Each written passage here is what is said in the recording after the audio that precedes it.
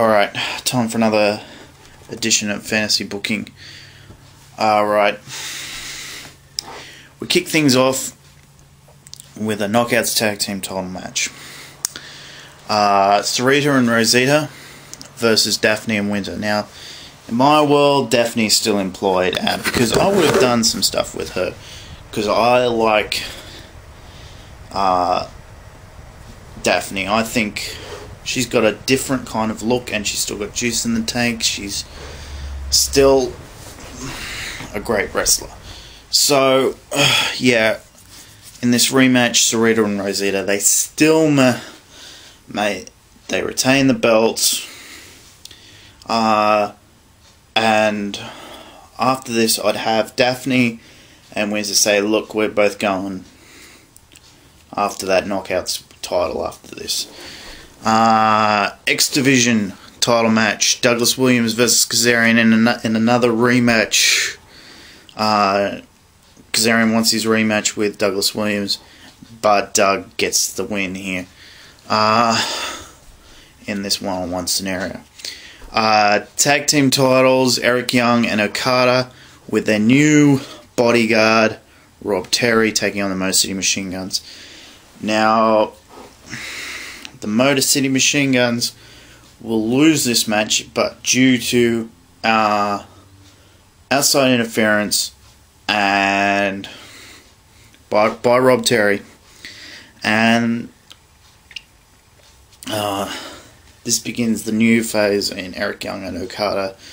This feud with this tag team. This is the beginning of a new feud. Knockouts title, Angelina Love and versus Mickie James. Angelina Love gets the win here. Mickie James has plans after this to go after the Knockouts tag team titles, because she has not won them, and she is looking and starts looking for a partner after this. Not immediately after. She's disappointed that she's lost the tag team titles, and this was what she believes to be her last opportunity for a farewell. Alright, steel cage for the TV title. The Pope versus Matt Morgan in a rematch, but this time it's in a steel cage. The Pope, guess what? He manages to get out of that ring just by the skin of his teeth. He escapes the cage, and Matt Morgan's ticked off. But not for long, because down the line he's going to have opportunities for something else. Alright, now this next thing is to end off the Immortal storyline, and I need a bit of time to explain this. There's been an appeal for the control of TNA, and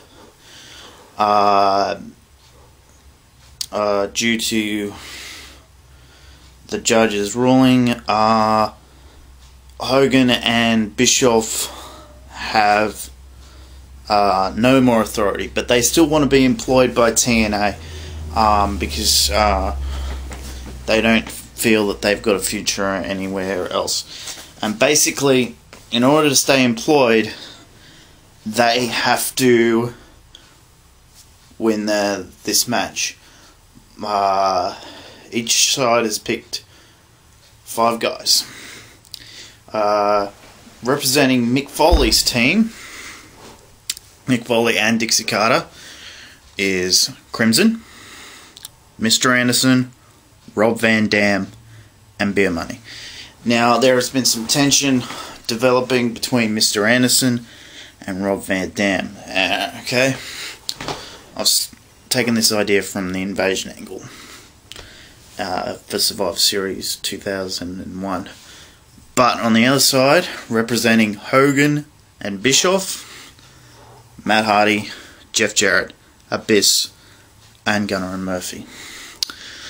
Now, basically, if the Immortal team wins, Immortal stays together, and Hogan and Bischoff maintain their jobs, and their contracts get extended after this. But if they lose, they're done. They're out of TNA.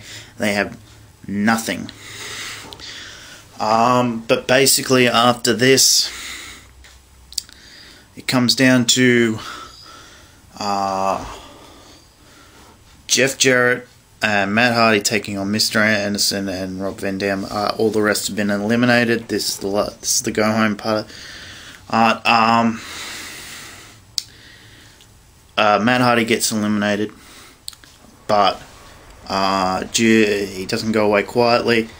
Matt manages to take out Mr. Anderson beforehand, and Jeff Jarrett manages to get the pin. Mr. Anderson's ticked off at Rob Van Dam for not stopping the pinfall, and Mike checks Rob Van Dam. But he also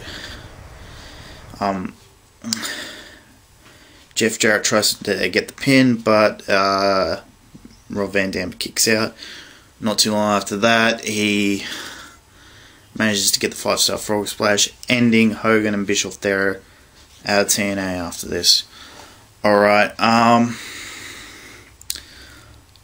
had a few ideas of how this next match would come about, but I think it's just merely one of those matches that comes about due to the fact that there's been a past between these two, and basically the higher-ups decide that they want to see this match one more time to see where we'd put these two in the future. Basically, I think, hang on, I just want to check something. Okay, I think I had this planned a bit beforehand.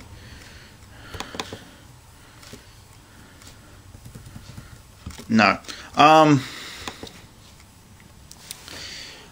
Basically, what I would have happen,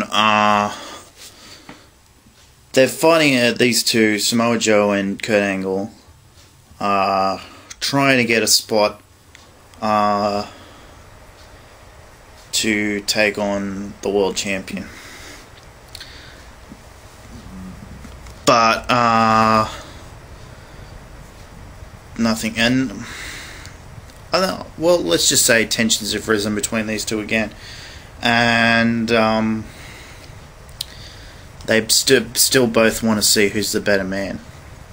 Okay, and quite frankly, I just have Joe win, because I think Joe is, in the sense of matchups, I think they're pretty much even, but I think Joe is 1 or 2 matches behind Kurt Angle. I think Kurt Angle has actually beaten Joe more times than Joe has beaten Kurt Angle. But I think Joe deserves to win here.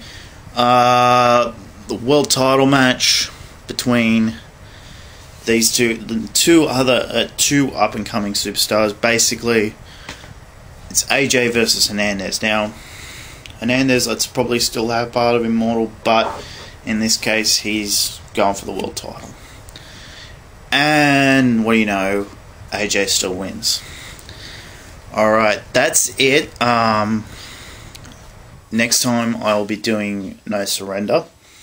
And I've got a little surprise at the end, for the end of that show, because that's the last show before Bound for Glory, where some things will be blown off, some things will get started, and a career will end.